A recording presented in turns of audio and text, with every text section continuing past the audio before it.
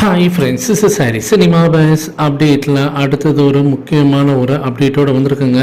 சிகுடு song Telugu version பார்த்தீங்கன்னாக்கா 2.5 million வியூஸை தாண்டி யூடியூப்பில் போயின்னு இருக்குது.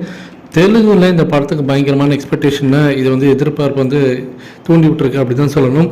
இந்த பாடல் மூலியமாக தெலுங்கு ஃபேன்ஸ் எல்லாருமே இப்போ செம வைபிள் இருக்காங்க. இந்த படத்தை அங்கே ரிலீஸ் ஆகக்கூடிய வார் செகண்ட் பார்ட்டுக்கு இணையாக இந்த படத்தோட எக்ஸ்பெக்டேஷன் இருக்குது அப்படின்னு தான் சொல்லணும். இன்றைக்கி தேதிக்கு இன்னும் டீசர் ட்ரெய்லர்லாம் வரும்போது இதோட எக்ஸ்பெக்டேஷன் தெலுங்கு இண்டஸ்ட்ரியில் பயங்கரமாக ஃபயராக இருக்கும் அப்படி தான் நினைக்கிறேன்.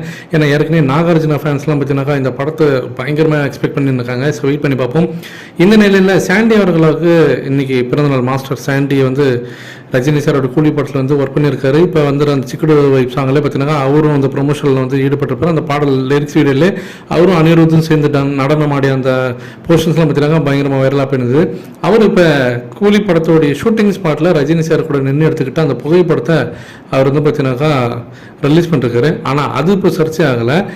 அவருடைய பிறந்தநாளுக்காக இப்போ பார்த்தீங்கன்னாக்கா சாண்டி தன்னோட பிறந்தநாளை ஒட்டி லோகேஷ் கனகராஜும் அர்ஜுன் அவர்களும் அவருக்கு கேக் வெட்டி அவருக்கு ஊட்டுற மாரி ஒரு வீடியோ ரிலீஸ் பண்ணிருக்காரு சோஷியல் மீடியாவில். இதுதான் இப்போ சர்ச்சையாக இருக்குது. ஏன்னா இது அவர் அர்ஜுன் தாஸ்ன்னு பார்த்தீங்கன்னாக்கா அவர் லியோ படத்தில் லியோ ஹாரல்ன்ற அந்த கேரக்டர் வந்திருப்பாரு. ஸோ அந்த தாஸ் கேரக்டரில் அவர் அப்போ நடிக்கும் போது எடுத்த வீடியோவை இப்போ பதிவிடுறாரா, இல்லை ஒருவேளை கூலி படத்தில் இந்த கேரக்டர், அதாவது அர்ஜுன் அவர்களுடைய அந்த லியோ படத்தில் வரக்கூடிய அந்த தாஸ் கேரக்டர் இந்த கூலி படத்தில் எல்சியுள்ளக்குள்ளே கொண்டு வந்திருக்காங்களா, அதை தான் இவர் தெரியாமல் ஏதாவது பதிவிட்டுட்டாரா, இல்லை தெரிஞ்சு ஏதாவது பதிவு விடுறாரா அப்படின்றது சீரியஸாகவே புரியல. இது இப்போ நெட்டிசன் மத்தியில் பார்த்தீங்கன்னா ஒரு பெரிய விவாத பொருளாக மாறி இருக்கு.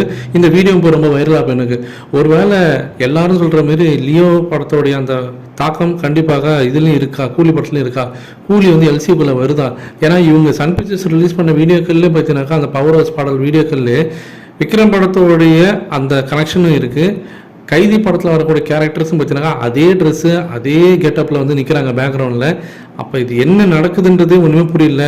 ஏதோ லோகேஷ் கனகராஜ் நம்மகிட்ட எதாவது மறைக்கிறாரா? ஏன்னா முதல்ல இந்த படம் எல்சியில் வருதுன்னு சொல்லிட்டாக்கா எல்லாம் பயங்கர ஹைப் ஆகிடுவாங்க அப்படின்றதுனால எதுவுமே சொல்லாமல் படத்தில் ரிவீல் பண்ணிக்கலாம் அப்படின்ற மாதிரி வச்சிருக்காரா அப்படின்ற ஒரு பெரிய விவாதமாக தான் மாறி இருக்கு. நீங்கள் என்ன நினைக்கிறீங்க? எதுக்கு இப்போ சாண்டி மாஸ்டர் அவர்களை பார்த்தீங்கன்னாக்கா இந்த வீடியோவை இப்போ அவர் அப்லோட் பண்ணணும்?